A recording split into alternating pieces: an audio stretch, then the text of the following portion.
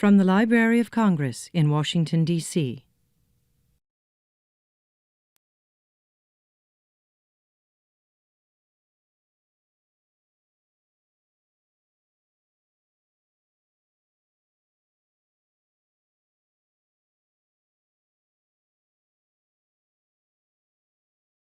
Thanks so much for coming out. It's good to see you here on a beautiful, almost Halloween afternoon in October in the nation's capital. My name is Rob Kasper. I'm the head of the Poetry and Literature Center here at the Library of Congress, and I'm thrilled to welcome you to our first Literary Birthdays event in the fall featuring poet Ezra Pound. We realize we've been doing this series for almost 5 years, so it's exciting to have the opportunity to promote new writers when their birthdays come up, not on the weekends, at moments that we can actually get this room and honor them in the way that we should, and Ezra Pound is no exception. I'm going to do something I'll ask you to do too, which is to turn off any electronic devices that you have which may interfere with the recording of this event. I'm going to tell you a little bit, too, about the Poetry and Literature Center. We are the home to the Poet Laureate Consultant in Poetry, and we put on literary readings, symposiums, panels, and so on and so forth throughout the year. We do some 40 events, mostly here in the D.C. area. If you didn't hear about us via email, you can sign up for our email notifications outside. I'd encourage you to do that. You can also check out our website that has all sorts of information and has unique content worth checking out at www.loc.gov/poetry. I'm also happy to say that my boss is here, one of the more important figures in the Library of Congress, John Cole, the director for the Center for the Book. So we're thrilled to have him come out for an important event like this. We're also thrilled on the opposite side of the aisle, so to speak, to have the cultural attaché from the Embassy of Italy, Renato Morocco, here. So he's taking pictures for the Pound family so they get to see how we're celebrating Mr. Pound here at the library today. Also, I just want to let you know that in an ongoing effort to learn more about our marketing and communications outreach, as well as continue to provide the highest quality programming and events, the library would appreciate the evaluation of this event that you're attending. We have a survey in the back that we hope that you fill out and hand in. You can also fill out a survey online later on. It helps us as we continue to develop programs such as this. So let us know what you think of it and how you found out about it. That would be great. We are thrilled this afternoon to honor one of America's great voices and one of the more important figures in the Library of Congress in its history, in the history of the Poetry and Literature Center, and in the history of the library and its awards. And Charles Bernstein will talk a little bit more about that. On this day, which is, or would have been, Ezra Pound's 130th birthday, you can learn more about Ezra Pound and about our two featured readers, Elizabeth Arnold and Charles Bernstein, in the print program that you all should have. We are thrilled to have both here. Elizabeth came from just up the road, and Charles came from all the way away in New York City. A trip I make every week, so I well know how it goes. We're happy to have them here, and I'm eager to get them up here. Let me tell you a word about the program. Our featured readers will read their favorite Pound poems, talk a little bit, and then hopefully connect them to their own work. Following the readings, we'll have Mark Manavong, who's sitting right over here, from our Rare Books and Special Collections Division, who will talk about this great tabletop display that we have of Pound materials in our collection. I encourage you afterwards to come up and check it out. And you can find out a little bit more about the invaluable work the division does to ensure that future generations can connect to the exemplars of our culture, to sort of understand them better through these primary documents. To learn more about the library's Rare Books and Special Collections division, you can visit its website at www.loc.gov/rr/rarebook. And now, please join me in welcoming Elizabeth Arnold and Charles Bernstein.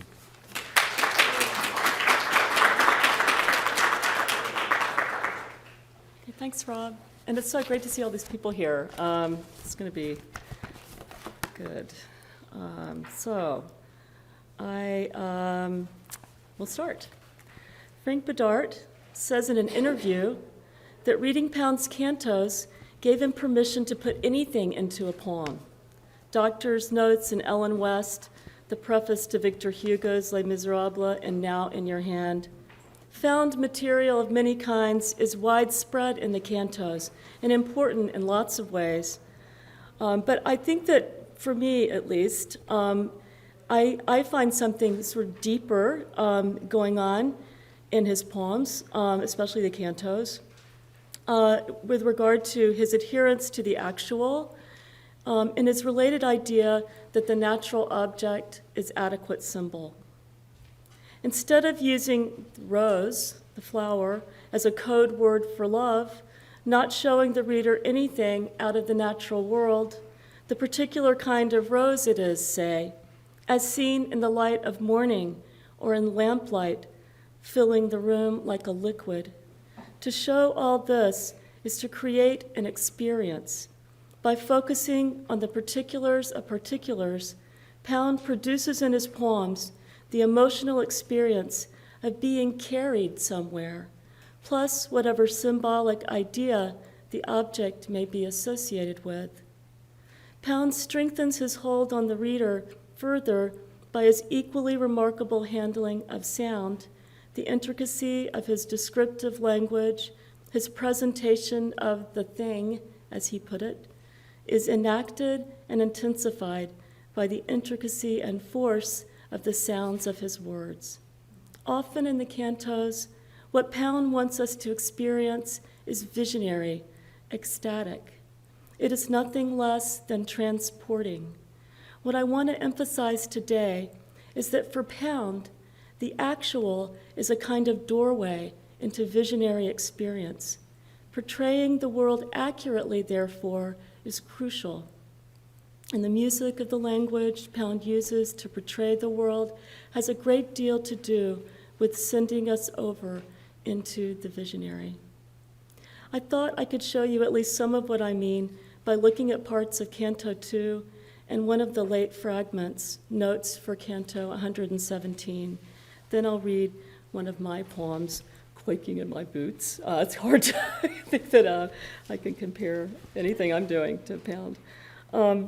So anyway, to start, consider some lines near the end of Canto 2, and I think they're on the handout. Glass glint of wave and the tide rips against sunlight. Pallor of Hesperus or Venus. Gray peak of the wave. Wave color of grape's pulp. Olive gray in the near. Far smoky gray of the rock slide. First, there's the kinning glass glint, which reveals a lot. The water is clear, the quality of the light hard. The latter comes not just from the word glint, but that it is, along with glass, very heavily stressed and contains hard consonants. The heavy stresses and hard consonants continue through the line, the whole glittery vision caught in 12 syllables. Glass glint of the wave and the tide rips against sunlight. The rhythm and kinds of sounds repeated and almost repeated, in other words, rhyme in the largest sense as opposed to just in rhyme. The hard G's and T's, especially that D. But the lighter S's also help me see this slightly sinuous light as the water moves it. The N sounds elongating some syllables, stretching them. All of it working to carry me into this world Pound exists in at this moment. It almost makes me want to squint. Then comes the wider, deeper sounds, gray peak of the wave, wave color of grape's pulp, olive gray in the near, far, smoky gray of the rock slide. It's a minute difference in color of gray ocean water that's being defined here, but I feel how Pound must absolutely distinguish between them, the two colors. He must get the difference exactly right, and by doing so, capture a singular moment of perception. The obsession with accuracy here I find thrilling all by itself, that act of the mind, in addition to being transported to a particular place at a particular time. The rhythm of these lines stands out.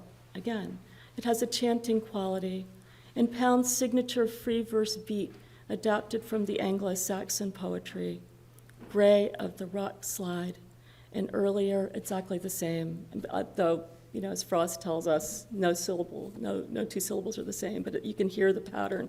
Rips against sunlight, color of grape's pulp, da, da, da, da, da.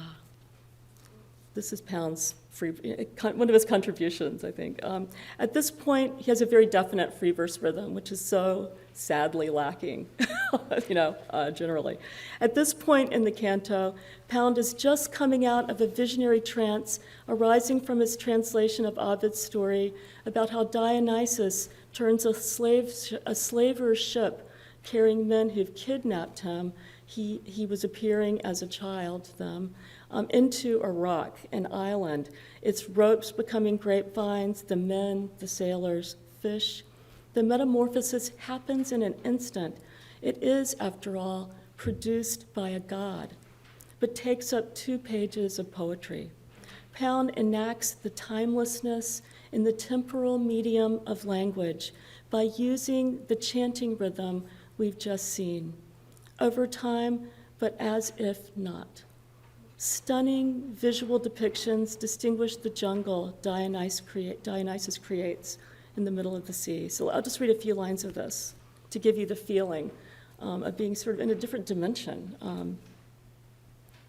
Where was gunwale, there now was vine trunk, and tendril where cordage had been, grape leaves on the rowlocks, heavy vine on the oar shafts, and out of nothing, a breathing, hot breath on my ankles, beasts like shadows in glass, a furred tail upon nothingness, lynx purr and heathery smell of beasts where tar smell had been, sniff and pad foot of beasts, eye glitter out of black air, the sky overshot, dry with no tempest, sniff and pad foot of beasts, fur brushing my knee skin, rustle of airy sheaths, dry forms in the ether, and the ship like a keel in shipyard, slung like an ox in smith's sling,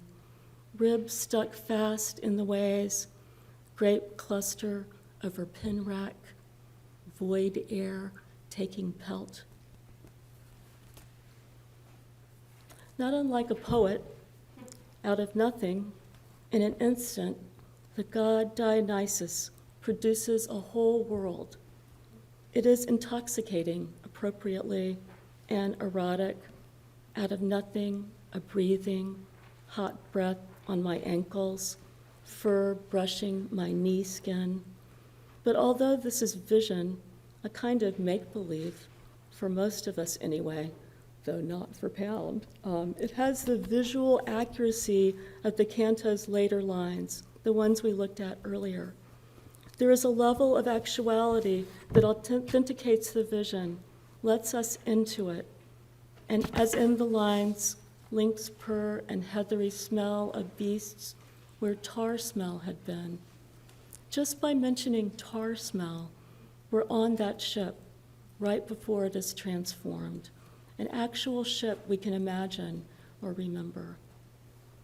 And details out of the vision itself, post-transformation, post-metamorphosis, are also very precise, helping to convince us.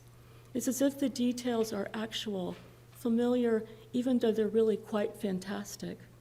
Beasts like shadows in glass, a furred tail upon nothingness, eye glitter out of the black air. Pound brings us over into the vision through a combination of these details, and the chanting with its repeated rhythmic patterns and repeated words and phrases that put us into a trance or a trance-like state, grape leaves on the rowlocks, ship like a keel in shipyard, ribs stuck fast in the ways, along with incredibly sensual sounds, the stealthy TH sound in breath and heathery, the equally muted unvoiced F sound in sniff and padfoot of beasts, a line that is repeated verbatim, the D sound there, the SH in fur brushing my knee skin, giving us other dimensions of sensory detail, touch and smell, and whatever it is these sounds are doing to us, combined with the stunning visual detail. Pound makes the Dionysian vision, recorded here, very real. He creates a powerful feeling of being spiritually transported.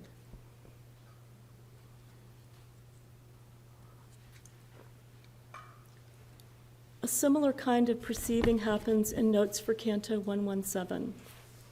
This is a much shorter canto, not enough time to get the chanting going.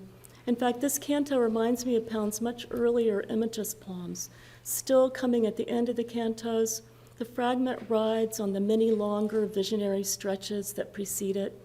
It's part of this kind of experience, therefore, the kind of music that's been established already. Let me just give you a quick gloss. Benedetta is Italian for blessed. The young for the old. Pound was thinking of young people dying in wars while the old stay home.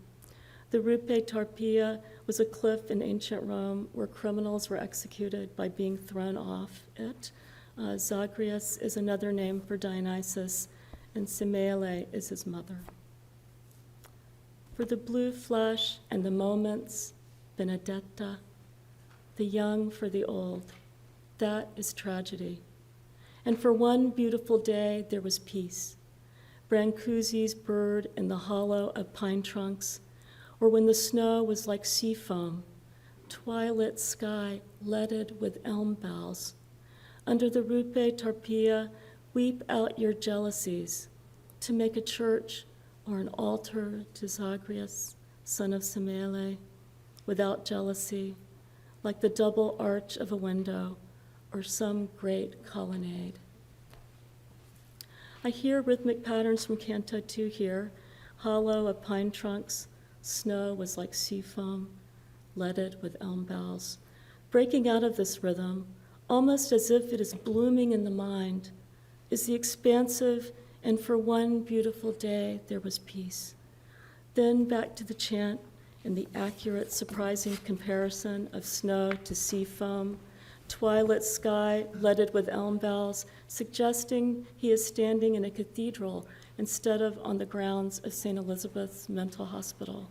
He includes church among the possibilities for what could be built to honor the blessed, the Benedetta, to honor peace, as versus jealousies, associated as they are with disagreements that can lead to war and executions, an altar to Dionysus being presumably the preference for a polytheist such as Pound. But Pound doesn't choose. Art, of course, is included. There was a pine tree at St. Elizabeth's that reminded him of Brancusi's bird sculptures, and he's imagining how, out of a peaceful time, something like the double arch of a window or some great colonnade could be built. Pound couldn't make the world into paradise, but who could other than a god? So now I'll read my humble poem. Boy, every time I teach Pound, I usually teach people who are influenced by him afterwards. And it's always, every time I stay with Pound longer, next semester I stay with him longer, because when I switch, even though these were great poets I love, like George Oppen and James McMichael, and just really amazing poets, but I always feel this letdown. So I hope you don't feel, I hope this isn't, I shouldn't have said that. Anyway, that is how I'm feeling at the moment. I won't pretend it has the power of Pound's cantos, but it does present sensory detail, my poem, without a lot of commentary, and reaches the level of vision, I think that level of vision toward the end. There's a little turn that always kind of gives me a little thrill when I read it, which is why I chose this poem. As opposed to Pound, my being agnostic prevents me from feeling comfortable claiming a fully God-inspired vision. But I do feel transported across millennia in this poem, which gives me a bit of a jolt, a sense of rebirth. The poem is set just off the interstate highway between Texas, North Texas, and New Mexico. Desert. Just across the border from North Texas, my car broke. The land's heat hovered above the defunct road I'd rolled it onto, with a clump of empty yellowish buildings at the dead end, the exit of the interstate being there, I guess, really only for the road that actually goes somewhere in the opposite direction, its border as deserted as my part, until the eye caught dust-colored cardboard box-like houses lining the red hill's foot, far south across the roar of highway. The car was dead, useless, no way away from this place, so I sat in the heat with the windows up for as long as I could stand it, and my dog, waiting for the tow truck, then rolled them down a little, just a crack, because I feared some slasher movie kind of incident, cruelty being that seemed fitting here, the sun being cruel and the sharp sand grains.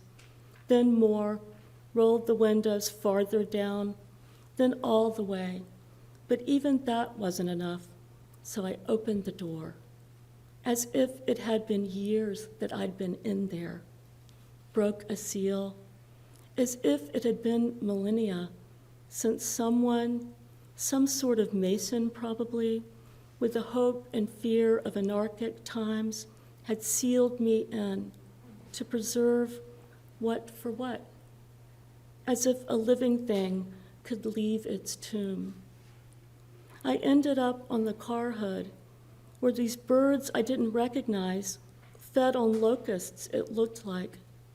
There was the click of exoskeletons, a remarkable display of leaping by the birds. It wasn't flying.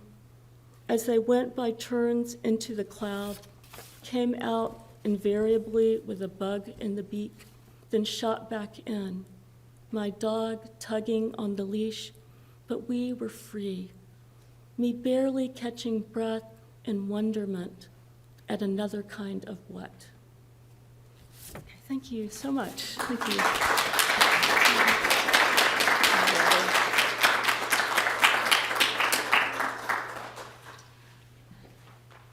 It's a thirsty reader.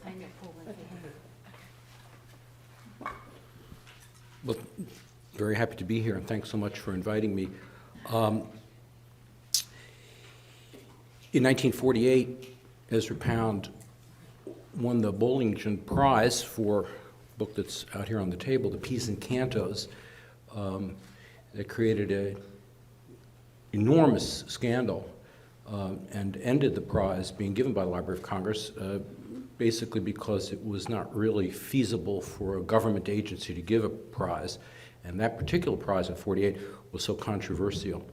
So it's interesting to speak here at the Library of Congress. To me, that's the primary occasion of my being here, as much or more than the birthday tribute, because it's a very important event in American poetry. There's two approaches to the criticism of Pound that I disagree with, one of which is the defenders of Pound, some of them, who would say that the anti-Semitism and the fascism in the cantos, the suprematism, is a cancer that doesn't really affect the main body of the work, and you could cut it out and read the beautiful passages, or that indeed he was insane or crazy, and that's what gave rise to those views. To me, that's really not supportable by the work, and it also underestimates what Pound is doing. I prefer to take Pound at his word and to believe that he thought what he thought and wrote what he wrote. And I think it's intrinsic to the whole texture of the cantos, especially the late cantos, especially work that he did after the mid-30s or even the early 30s. However, I even as or more strongly disagree with those who say that because of that we shouldn't read Pound or deal with Pound. That seems to me absolutely disturbing view because it associates the political or moral or ethical or even religious views of the poet with the quality of the poem. That is the view that most people have. They want poems to be exemplary of some virtue. But I'm against that. I don't think that poetry has to do with virtue, and I don't think the greatness of poetry has to do with virtue.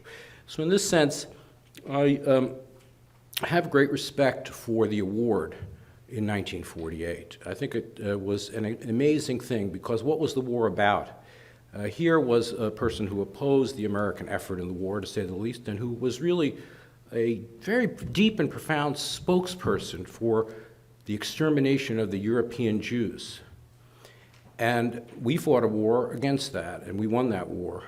And the people here at the Library of Congress gave a book to somebody who was on the opposite side, not just in a superficial way, but in the most profound way, because it was a great book, and it's a great set of poems.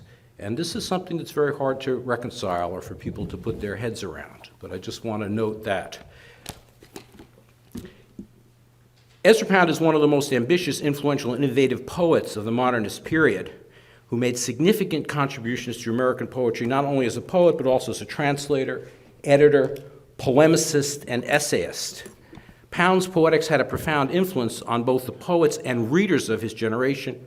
He was a primary proponent of other modernist writers, including Yeats, who served as a model for him, Eliot, for whom he edited The Wasteland, James Joyce, William Carlos Williams, and H.G., and poets of the next generation, such as Louis Zukofsky and Basil Bunting. Pound strenuously attacked the prevailing verse styles of his time, which he found flabby and vague. Such verse, he said, had lost its musicality because of its lockstep adherence to metrical structure that substituted the regularity of the metronome for the intricate patterning of composition by ear. As a leading proponent of what came to be known somewhat problematically as free verse, Pound said that poetry could be divided according to three essential components: phanopoeia, melopoeia, logopoeia, the play of image, music, and meaning. In his manifestos for imagism and vorticism, he advanced a poetry stripped of all non-essential elements, where every word made a necessary contribution to the poem, quote, which presents an intellectual and emotional complex in an instant of time. Pound's In a Station in the Metro from 1911 is exemplary of the condensation and obliqueness of the imagist aesthetic and also reflects the influence of classical Chinese poetry. A second approach that Pound took to poetry early in his career was the use of masks or personae, personae being the title of his collection of shorter poems. Rather than the poem presenting the voice of the author, as in much lyric poetry, the speaker in Pound's persona poems is a made-up character with whom Pound did not completely identify. This allowed Pound to be satiric, even sarcastic, not only about the subject of the poems, but also about their speaker, although he sometimes appears to share the sentiments of the poem's persona, making for an interesting ambiguity. Section 2 of Hugh Selwyn Moberly lampoons what the age, the period just before the First World War, demanded, the superficial hit of plaster rather than the richer pleasures of alabaster. Section 5 is a bitter and anti-patriotic comment on the futility of World War I, in which so many young men died for a botched civilization, about which I agree. The third and most important approach Pound took to poetic composition is reflected in his epic poem, The Cantos, a series of long poems on which he worked from the mid-30s until the end of his life. Pound defined an epic as a poem including history. By calling his poem an epic, he brought to mind such works as the Odyssey, Divine Comedy, and the Aeneid. Unlike these narrative poems, however, the canto uses collage, or what now might be called sampling, the juxtaposition of quotations from a carefully selected range of European and Western cultures, including a fair amount of American history and current events. Quoted material forms only a small part of the overall text, however, since the entire poem is shot through with Pound's own interventions, interpolations, and compositional extensions. Pound's quotations were often in Chinese, Italian, French, and other languages, and he usually left them untranslated. In the later cantos, Pound organized the words spatially on the page, decisively breaking with the flush-left orientation of much Western poetry. Up until that time, though following the lead of Mallarmé in Un Coup de Dé, the result is a poem of immense sweep, often gorgeous lyricism, with a sometimes baffling range of references and many infuriatingly didactic passages. For this poetry of ideas, Pound maximized discontinuity, what some would call fragmentation. At the same time, he tried to maintain strong authorial control over the intended meaning to be derived from the juxtaposition of what he called luminous details. Over the course of the cantos and his essays, Pound would increasingly be obsessed with economics, and in particular, his belief that charging interest on money lent, in other words, the whole system of monetary credit, was destroying Western civilization. In one of his cantos, he attacks usury, lending money at exorbitant rates, which for Pound was any interest rate. Pound believed interest eroded the rock-solid values of things. Pound's economic views became increasingly rabid over time. He associated Jews with money lending and usury, a common stereotype with genocidal implications. By the way, I'm offering loans for like 1%, 1.2% outside. If you buy my book, I'll be happy to provide those loans for you. Insisting that Jews, not being grounded in the land they own, contributed to a wasteland of modern fragmentation, an unintentionally ironic view for one of the greatest progenitors of modernist fragmentation in poetry, and one who lived most of his life in exile. In World War II, while living in Italy, Pound sided with the fascist cause, writing poems and speeches extolling Mussolini and excoriating Roosevelt. Pound's troubling politics are interwoven throughout his work with his poetics and aesthetics, making for a useful, albeit sometimes distasteful, study of the unavoidable relation of poetry to politics. Pound's work reflects, like much of the century in which he wrote, both the best and worst of Western civilization. Pound contrasts the phallocentric, logocentric, unswerving pivot from Confucius, quote, man's phallic heart is from heaven a clear spring of rightness, with the castrated and nomadic Jew. Jews are the purveyors of fragmentation and therefore the dissolution of fixed hierarchical cultural values. The Jews, says Pound on the radio, want to blot out the classics, blot out the record. Again, Jews as usurers and in league with the commies represent an indistinct, rootless, destructive mass, eroding the agrarian ideal of homestead, of nature, and private property. Value Pound equated with order, clarity, and telos. For Pound, Jews were falsification incarnate, who aimed to distort, misrepresent, and conceal language, to castrate literature, origins, and tradition, and are largely responsible for introducing abstraction, obscurity, verbiage, equivocation, ambiguity, and allegory into language. In other words, Jews distracted men, this is Pound speaking, from the plain sense of the word. So it's my argument that Pound is one of the great Jewish poets of the 20th century, since what's great about his work are all those things that he attributes to the Jews, and of which few Jews actually are interested, although I am. I'm going to read now an excerpt from the piece and cantos that won the award.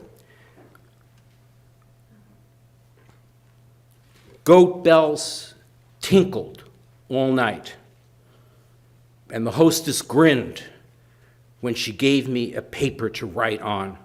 We call all foreigners Frenchies. To break the pentameter, that was the first heave. What counts is the cultural level. Yet ere the season died a cold, borne upon a zephyr's shoulder, I rose through aureate sky. What thou lovest well remains. The rest is dross.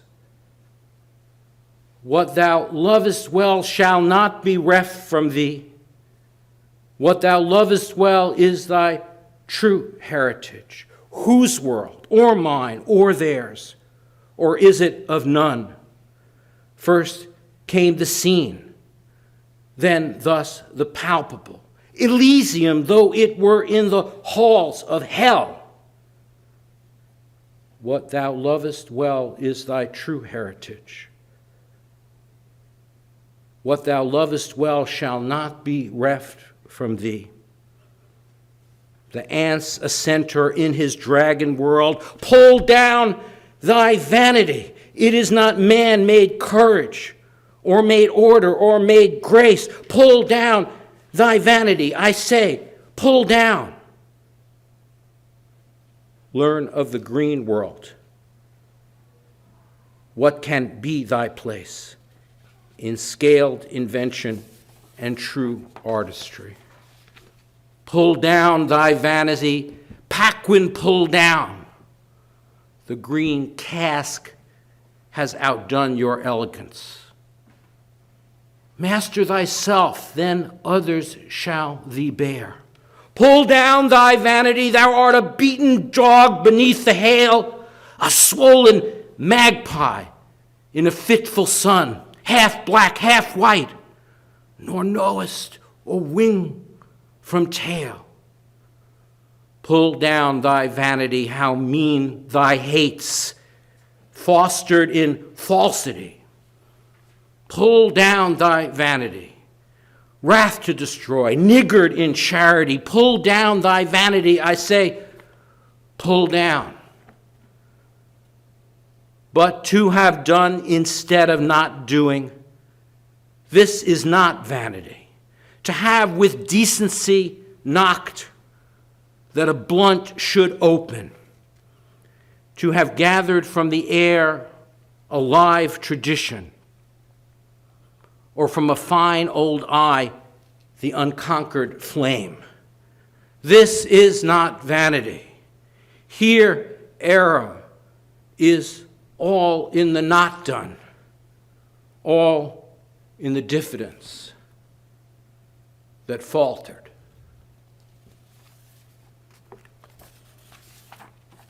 And I'll end with an excerpt from a poem of mine that relates to this called The Lives of the Toll Takers.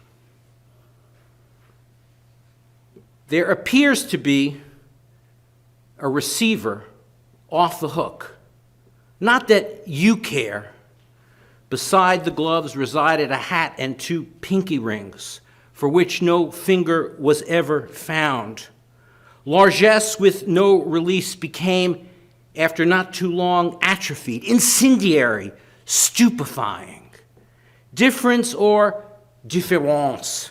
It's the distinction between hauling junk and emptying rubbish, while I, needless to say, take out the garbage. Pragmatism. Laughing all the way to the Swiss bank where I put my money in gold bars, the prison house of language. Neither speaking the unspeakable nor saying the unsayable, though no doubt slurring the unslurrable. Never only de-defining, always unstricting. Libidinal flow, just another word for loose stools. There was an old lady who lived in a zoo.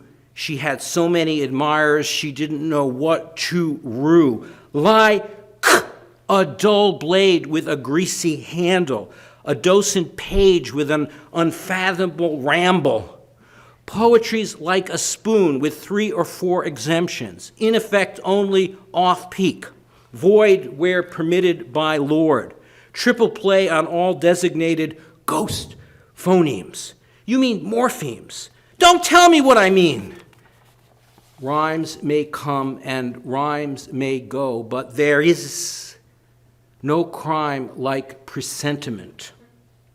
To refuse the affirmation of a straightforward statement, sentiment, is not to be so bent over with irony as to be unable to assert anything, but to find such statement already undermined by the resistance it pretends to overpower, by its idealism masked as realism. What? No approach too gross if it gets a laugh? In Reagan's vocabulary, freedom's just another word for watch out. I pride myself on my pleonastic amour, armor, ardor. Besides, love may come and love may go, but uncertainty is here forever. She can slip and she can slide. She's every parent's oi and guide. In dreams begin a lot of bad poetry. The things I write are not about me, though they become me. You look so becoming, she said, attending the flower pots. I'm a very becoming guy. Tell it to. That is better to become than gestalt, fiction, friction, traction, flirtation, to be. Actuality is just around the corner, just a spark in the dark. Self-actualization, a glance in a tank of concave catenaring mirrors. Not angles, just tangles, from which a certain direction emerges, urges. Hope gives way to tire tracks on the way without stipulating the destination. The better to get there, somewhere, other. The magic phoneme for today is funny, you don't look gluish. Poetry, the show me business. You just said the magic phoneme. Don't give me any of your show me business. She wore blue velvet, but I was colorblind and insensible. Give it to me where it counts. 1 and 2 and 1, 2, 3. I had it, but I misplaced it somewhere in the back burner of what is laughingly called my mind, my crime. A mind is a terrible thing to steal. Intellectual property is also theft. The near heroic obstinacy of his refusal, inability to despair. And who can say whether dejection or elation will ensure the care for care in the world that may lead us weightless into a new world or sink us like lead baboons deeper into this one. Yet you have to admit it's highly drinkable. Delish. I imagine you unbespeckled, upright, dictating with no hint of undercurrent, a victim of the tide. What if success scares you so much that at the point of some modest acceptance midway through life's burning, you blast onto the street, 6-shooters smoking, still a rebel? For what? Of course, new ventures always require risks, but by carefully analyzing the situation, we become smart risk takers. Fear of softness, characterized as rounded edges, indecisiveness, need to please, versus the humorless rigidity of the phallic edge, ready to stand erect, take sides, false dichotomies, all dichotomies. An affirmation that dissolves into the fabric of unaccounted desires, undertows of an imaginary that can't be willed away, but neither need be mindlessly obeyed. What's that? If it's not good news, I don't want to hear it. Stand up and leer. Our new service orientation meant not only changing the way we wrote poems, but also diversifying into new poetry services. Poetic opportunities, however, do not fall into your lap, at least not very often. You've got to seek them out, and when you find them, you've got to have the know-how to take advantage of them. Keeping up with the new aesthetic environment is an ongoing process. You can't stand still. Besides, our current fees barely cover our expenses. Any deviation from these levels would mean working for nothing. Poetry services provide cost savings to readers, such as avoiding hospitalization. You're less likely to get in an accident if you're home reading poems. Minimizing wasted time, condensare. Or reducing adverse idea interactions. Studies show higher levels of resistance to double-blind political programming among those who read 7.7 poems or more each week. Poets deserve compensation for these services. For readers unwilling to pay the price, we need to refuse to provide such services as alliteration, internal rhyme, exogamic structure, and unusual vocabulary. Sharp edges which become shady groves, mosaic walkways, emphatic asymptotes, asthmatic microtolls. The hidden language of the Jews, self-reproach laden with ambivalence, not this or this either, seeing 5 sides to every issue, the old pill-pulse song and dance, obfuscation clowning as ingratiation, whose only motivation is never offend, criticize only with a discountable barb. Genocide is made of words like these, Pound laughing with Nietzsche's gay laughter all the way to the cannon's bank, spewing forth about the concrete value of gold, the plain sense of the word, a people rooted in the land they sow, and cashing in on such verbal usury. Language held hostage, year 1987. There is no plain sense of the word. Nothing is straightforward. Description, a lie behind a lie. But truths can still be told. Take this harrow off my chest. I don't feel it anymore. It's getting stark, too stark to see. Feel I'm barking at hell's spores, the new sentience, as if Harvard Law School was not a re-education camp. No, only the distinction between nature and culture may obscure the bodily gumption of language, clear as fudge. Then what can I believe in? Daddy, what did you do to stop the war?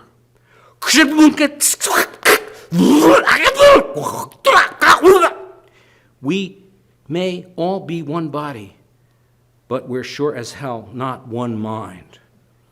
Tell her I had to change my plans. It's not what you know, but who knows about it and who's likely to squeal.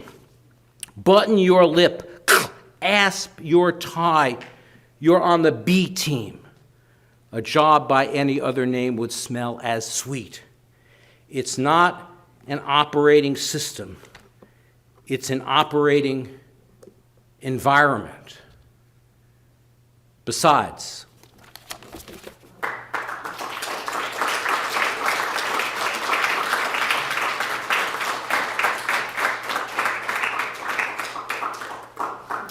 good afternoon.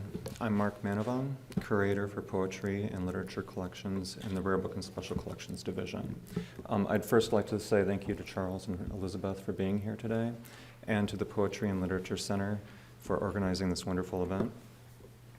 The Rare Book and Special Collections Division holds more than 1 million items spread across more than 100 collections. Many of our holdings are unrivaled, and you'll see a small tabletop display here today about Pound materials, which wasn't exactly easy to assemble or to select. So I hope you'll come up and view these. They're available for you along with everything else in our division, Monday through Friday, 8:30 a.m. until 5 p.m. Okay, thank you.